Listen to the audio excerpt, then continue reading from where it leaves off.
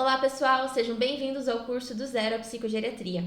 Essa será a nossa aula introdutória, ou seja, eu vou explicar para vocês hoje o que vocês podem esperar do curso, quais são os módulos que a gente tem e como que vocês vão desenvolver esse aprendizado até chegar à psicogeriatria no final desse prazo de 1 ano, que é a duração do nosso curso. Mas antes de tudo, eu gostaria de me apresentar. O meu nome é Ana Flávia e é um prazer conhecer vocês. Eu sou médica pela Universidade Federal do Paraná, psiquiatra pela Universidade Estadual de Campinas, a Unicamp, e psicogeriatra pela Universidade Federal de São Paulo, a Unifesp. Além disso, eu sou apaixonada pela educação. Já abri ambulatório de psicogeriatria por 2 vezes em 2 residências diferentes. A primeira, quando eu morava em São Paulo, na residência da cidade de São Bernardo do Campo. E aqui em Curitiba, eu coordeno o ambulatório de psicogeriatria da residência de São José dos Pinhais. Ambulatório qual, quando eu cheguei em Curitiba, afinal de contas, eu sou curitibana e voltei para casa, já não existia mais. Então, eu reabri esse ambulatório nessa residência. Vamos começar então? Vamos ver o que vocês podem esperar desse curso?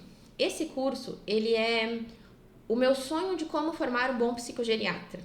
Se fosse me dada a liberdade criativa para criar um modelo, talvez um R4 que juntasse psiquiatras, geriatras, neurologistas, médicos de diferentes especialidades, para formar alguém capaz de atender do modo que um psicogeriatra atende, claro, de acordo com a minha opinião pessoal, seria exatamente esse curso. Pelo menos seria o conteúdo teórico desse curso.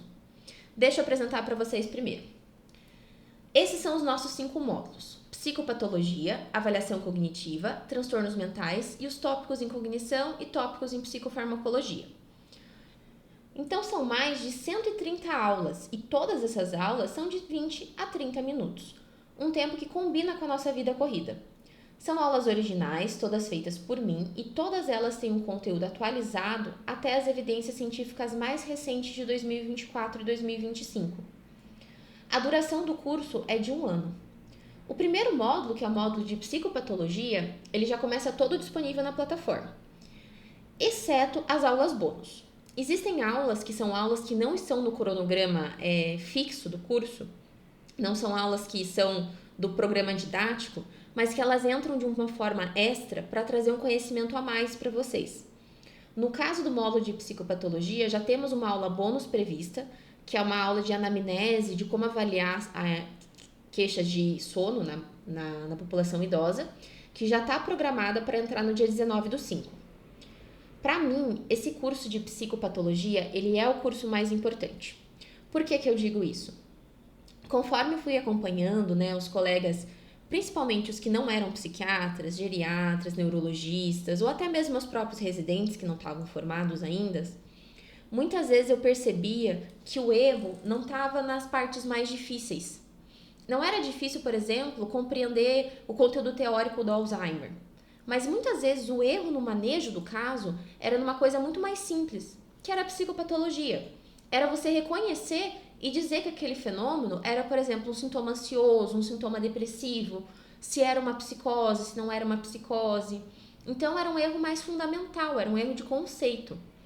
Pensando nisso, eu tive a ideia do curso do zero até a psicogeriatria, para que todo mundo, independente de onde tivesse dificuldade, pudesse aproveitar esse curso até chegar às partes mais complexas.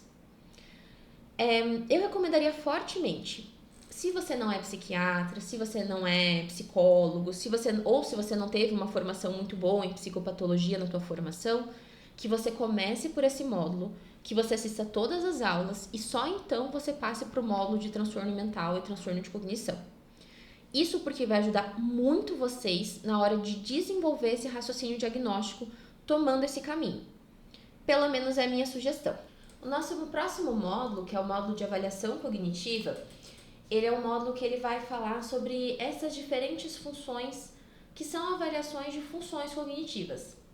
Vamos aprender a avaliar atenção, função executiva, controle inibitório, abstração, avaliação de memória episódica, visoespacial, linguagem e também uma aula para a gente avaliar, ou pelo menos para aprender a avaliar, como que é a funcionalidade do nosso paciente. Esse módulo, assim como os outros daqui por diante, já começam com 2 aulas disponíveis, e esse módulo é importante ressaltar que não é um módulo de avaliação neuropsicológica. Eu não sou neuropsicóloga e somente quem pode fazer avaliação neuropsicológica é o neuropsicólogo. Esses módulos são focados em testes de triagem cognitiva. Eles têm o foco em entender como que funciona cada função cognitiva e como que a gente vai avaliar, quais que são os instrumentos que a gente tem para essa avaliação. Eu quis fazer um pouquinho o raciocínio, percebam que eu não coloquei, por exemplo, como aplicar bateria breve e daí destrinchei a bateria breve. Eu quis fazer um pouco diferente porque o meu objetivo nesse curso é que vocês desenvolvam um raciocínio diagnóstico. Então eu quis mostrar para vocês qual que é a função cognitiva que você quer avaliar e aonde que você vai encontrar ela. Isso que para quando vocês estejam aplicando isso no dia a dia, vocês possam fazer de uma maneira muito mais suave, de uma maneira muito mais orgânica. Sem precisar ficar, por exemplo, aplicando uma bateria inteira e apegada a pequenos números, mas sabendo o que cada pedacinho daquele teste significa. Eu constantemente falo para os meus residentes que não me importa muito qual que é o número que acaba no final de uma bateria. Se, por exemplo, o Minimental ficou 24 ou se o Minimental ficou 22. Esse número em absoluto, ele não é o mais importante. O mais importante é identificar aonde que está o declínio do seu paciente, aonde que está o déficit. Através da avaliação cognitiva, você consegue fazer um diagnóstico muito bom. E com o diagnóstico certo, você consegue acertar o tratamento.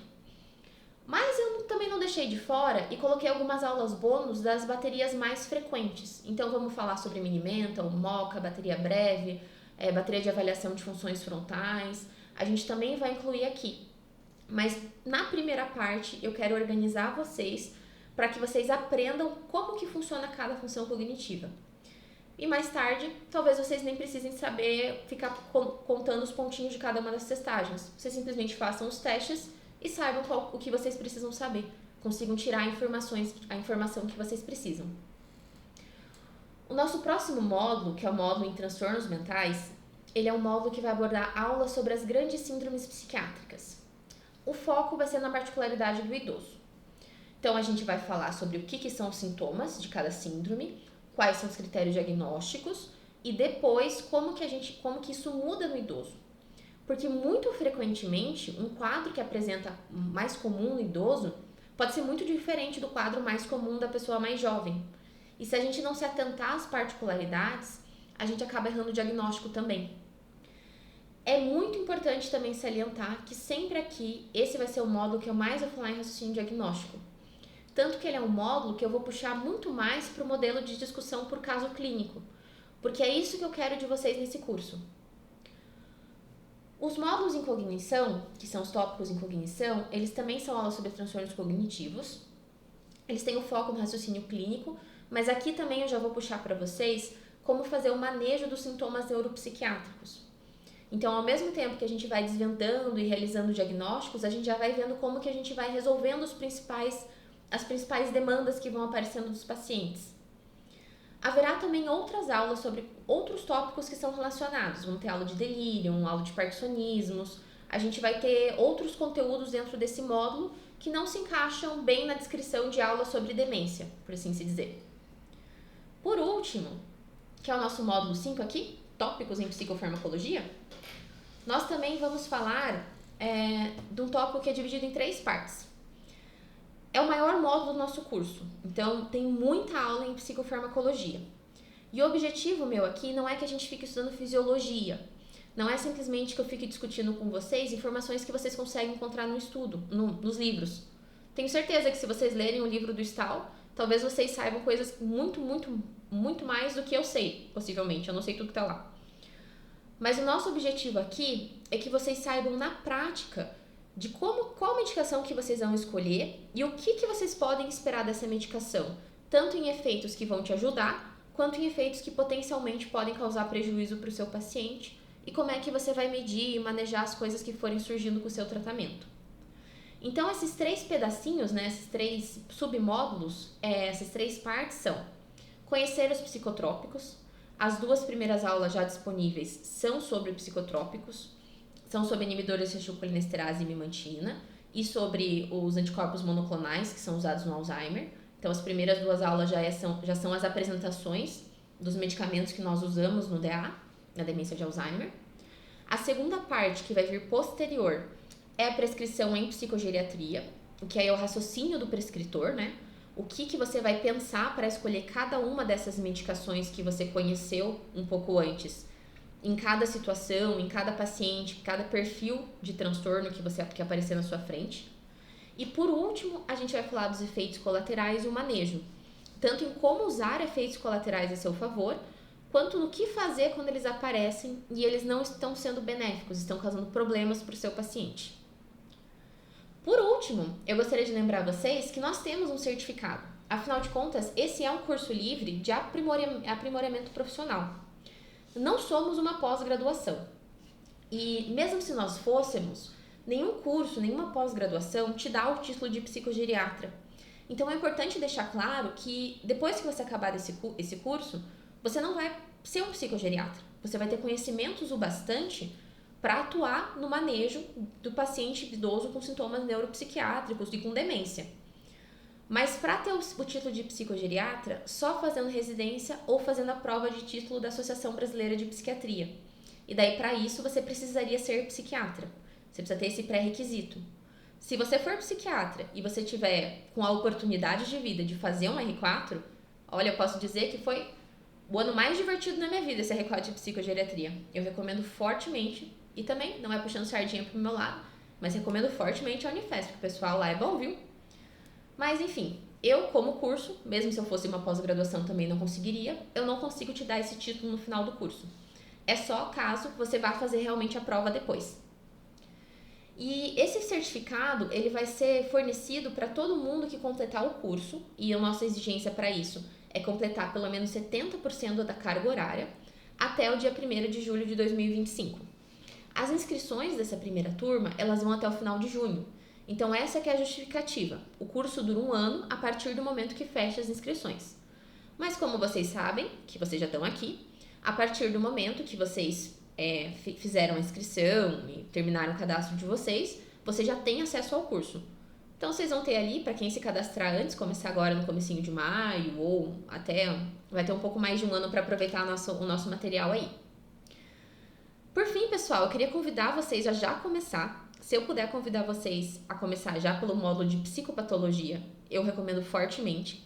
E eu vou ficar esperando vocês em todas as aulas para a gente entender um pouquinho melhor como que funciona esse universo da psicogeriatria e para que a gente possa desenvolver e aprender juntos até o final desse ano. Aliás, até o final desse ano letivo, né? Porque a gente vai longe, até metade do ano que vem. Foi um prazer conhecer vocês até agora e eu já fico esperando vocês, então, nas próximas aulas. Até lá!